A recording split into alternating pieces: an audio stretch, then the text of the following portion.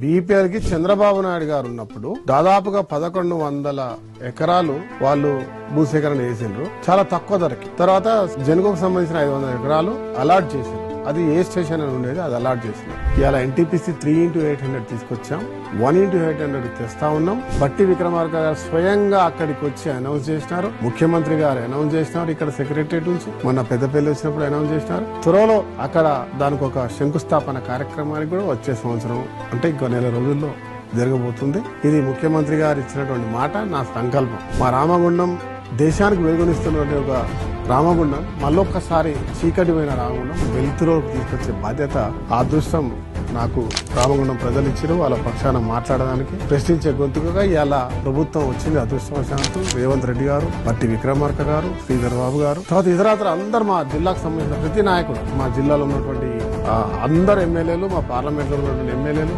ఎంపీలు, తర్వాత అక్కడ బాధ్యత కలిగినటువంటి నాయకులు అందరూ కూడా సపోర్ట్ చేస్తా ఉన్నారు.